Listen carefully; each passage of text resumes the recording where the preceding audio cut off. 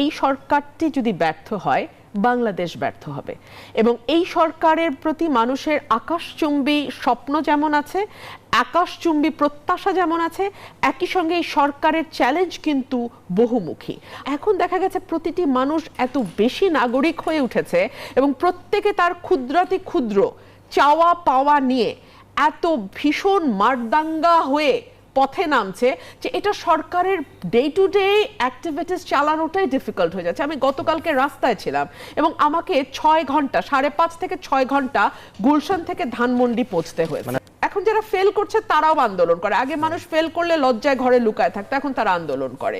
এই যে 100 দিনের একটা খতিয়ান, আপনি আমাকে বলেন তো 100 দিনের মধ্যে একটা দিন আপনি আমাকে দেখান যে এই সরকার সুস্থিরভাবে কাজ করতে সুযোগ পেয়েছে। কিছুদিন আগে 7টা কলেজ আন্দোলন করছিল, তারা আর জাতীয় বিশ্ববিদ্যালয়ের আন্ডারে ছিল, ঢাকা বিশ্ববিদ্যালয় নিয়েছে, তারা আবার সেখান থেকে বের হয়ে যেতে চায়।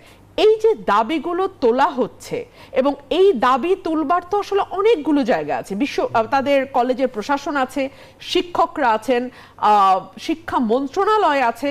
এই সকল কিছুকে অগ্রাহ্য করে এই যে পথে নেমে যাওয়ার একটা সংস্কৃতি তৈরি হয়েছে, এই সংস্কৃতি কিন্তু খুব ভয়াবহ এবং এটি কি করে, এটি সরকারকে একটা চাপে ফেলে। সরকার যথোপযুক্ত বিবেচনা না করে অনেকগুলো দাবি মেনে নিতে বাধ্য হয়, কারণ অন্যদিকে দেখা যাচ্ছে যে না হলে তো আসলে এই মব কন্ট্রোল করা যায়। তো নানান ফর্মে, কখনো গার্মেন্ট কর্মী শ্রমিকদের ফর্মে, কখনো আমরা দেখি আনসারের ফর্মে, কখনো দেখি রিক্সা চালকের ফর্মে, কখনো দেখি কলেজ বিশ্ববিদ্যালয়ের ফর্মে, এক একবার এক এক ফর্মে তারা ফিরে আসে। এবং বিএনপি মহাসচিব আরেকটা কথা বলেছেন, হাসিনার ফিরে আসা এবং আওয়ামী লীগের ফিরে আসা, এটা যদি হয় তাহলে এর চেয়ে ভয়াবহ দুঃসংবাদ আমার মনে হয় না জাতির জন্য আর কিছু হবে। কিন্তু আসলে কতটুকু প্রেসার এই সরকারকে দিতে হবে কিংবা কতটুকু সহযোগিতাপূর্ণ মনোভাব নিয়ে চলতে হবে, সেটাও আসলে রাজনৈতিক দলগুলোর সঙ্গে সরকারের বোঝাপড়ার একটা বিষয় আছে।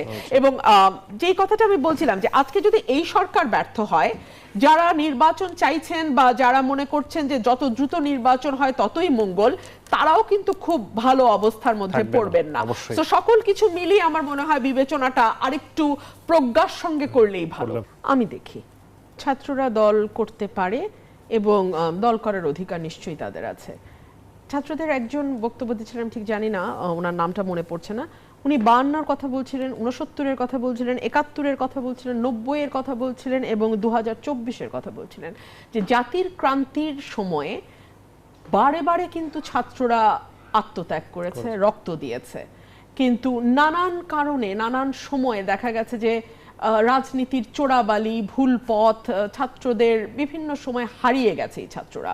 সুতরাং 24-এ একটা সুযোগ এসেছে, যে সুযোগটিকে তারা কাজে লাগাতে চাইছে এবং পুরো রাষ্ট্র সংস্কার, রাজনীতির সংস্কারের কথা বলছে। একজন বাংলাদেশের নাগরিক এবং আইনজীবী এবং একজন ক্ষুদ্র রাজনৈতিক কর্মী হিসেবে আমার মনে হয় যে বাংলাদেশের মানুষও কিন্তু এখন পরিবর্তন চাইছে।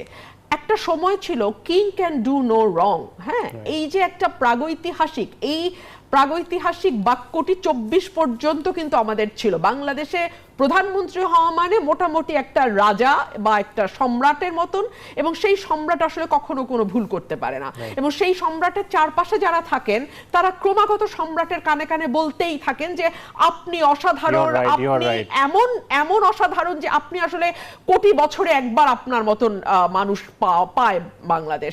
সো এই যে মাথার ভেতরে, রাজাদের মাথার ভেতরে ব্রেন ওয়াশ চলতে থাকে না, এর ফলে হয় কি তারা রাইট অ্যান্ড রং এর পার্থক্য বোঝে না, তারা মনে করে তারা যা করে সেটাই রাইট।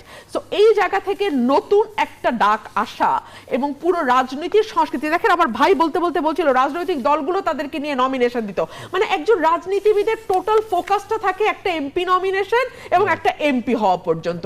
এর বাইরে চিন্তা করা, আউট অফ দ্য বক্স যাওয়া, আমি জানি না এটা ছাত্ররা চিন্তা করছে কিনা, কিন্তু আমার মনে হয় বাংলাদেশের একটা বড় অংশ সচেতন শ্রেণী তারা কিন্তু এই চিন্তাটা শুরু করেছে। যদি সেটা হয় সেক্ষেত্রে কি আপনাদের জন্য চ্যালেঞ্জ হবে?